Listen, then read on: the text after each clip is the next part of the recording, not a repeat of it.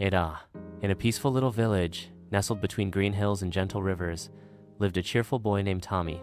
He was just 7 years old, but his eyes were filled with wonder like the stars. Every morning, he'd tie his red shoelaces, grab his small brown bag, and go out on adventures, sometimes to the fields, sometimes to the streams, and often to the forest at the edge of the village.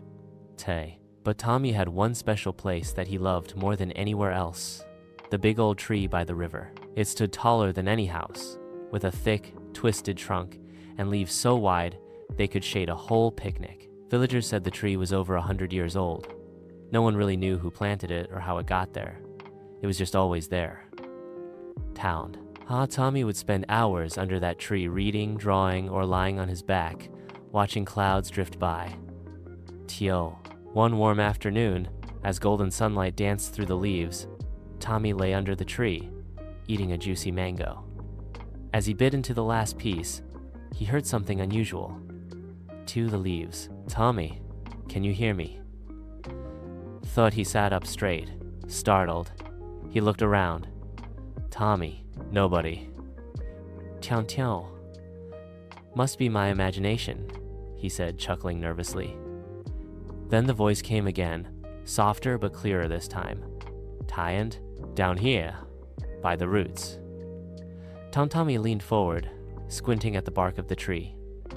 Then, to his absolute shock, 2 small eyes blinked open in the wood. A mouth formed in the bark, and the tree smiled. Twelt. "Are you a talking tree?" Tommy asked, mouth wide open. "Yes," the tree said gently, "but only to those who truly believe." Tommy's eyes lit up. "I always thought you were special, but why didn't you talk before?" "You weren't ready yet. Believing in magic is the first step to seeing it." IFTE from that day. Everything changed. Twelfth. Tommy would visit the tree every day.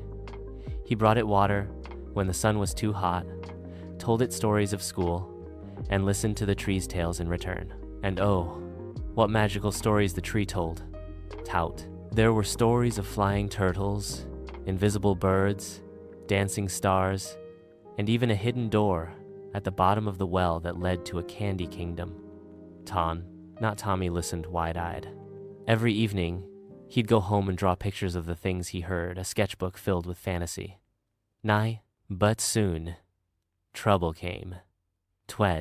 That year, the rains didn't come.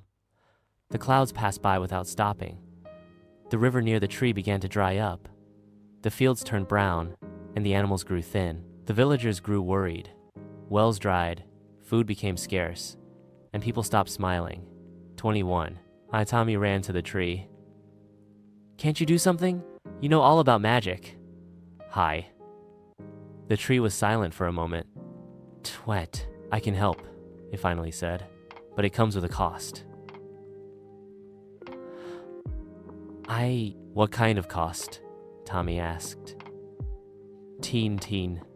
I would have to give up all my magic, my stories, my memories, my voice." Tommy's heart sank.